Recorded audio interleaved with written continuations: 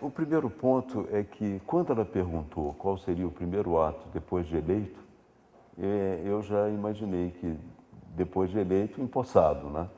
A dengue demanda agora um trabalho, eu já falei na televisão, que a primeira coisa que nós vamos trabalhar é com a prevenção à dengue. Eu acho o seguinte, há muita discussão em torno disso. Eu pretendo prevenir, não é?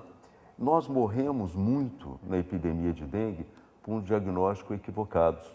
Então nós temos que treinar a gente para diagnosticar correndo. Já me entendi, já falei algumas vezes com o próprio sindicato de hospitais particulares, de medicina particular, para que contribuísse também nesse processo. Formar gente para poder fazer o diagnóstico. Muita gente morreu, mas muita gente morreu desnecessariamente. Muita gente sofreu desnecessariamente. Ficava 8, 10 horas esperando um comprimido na porta do hospital. Então nós temos que realmente reforçar os postos de saúde e reforçar o programa de saúde da família. Na prevenção, nós temos que ir aos lugares educar, temos que fazer campanhas pela televisão, temos que ir aos lugares educar. Eu vi em São Paulo um processo que me pareceu também muito interessante, que é o sobrevoo.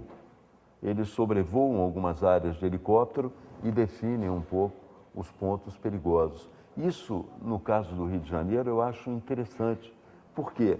Porque ele te dá a possibilidade de ver e chegar mais rápido e não subir todos os lugares, entrar nas casas para saber onde há pontos perigosos.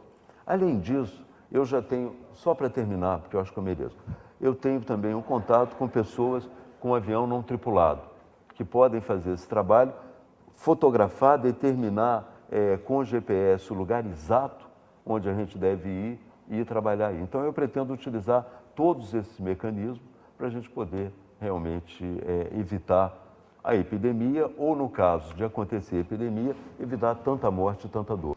Existe aqui no Rio de Janeiro, e que é curioso, o Rio de Janeiro, na minha perspectiva, tem que ser a capital do conhecimento.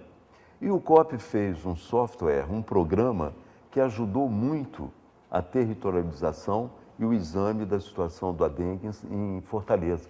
Através desse programa do COP, eles conseguiram um resultado melhor que o nosso.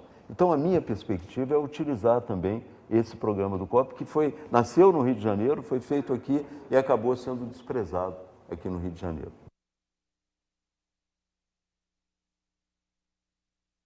Eu tenho sentido uma política do governo estadual muito cheia de arestas com funcionalismo. Especificamente no caso da saúde, os conflitos são muito grandes. Então eu esperava que realmente não fosse uma filosofia, né? Que há a possibilidade de agora, aproveitando essa relação boa com os funcionários públicos, a gente mudar um pouco isso que está acontecendo no Estado.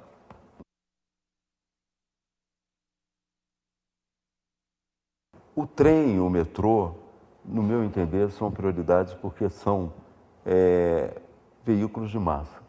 O Rio de Janeiro tem uma situação invertida. Os veículos de massa carregam 1 milhão de pessoas por dia e os ônibus carregam 4 milhões. Então a gente tem que alterar esse processo. Temos que fazer com que os veículos de massa realmente carreguem massa e os ônibus caiam um pouco.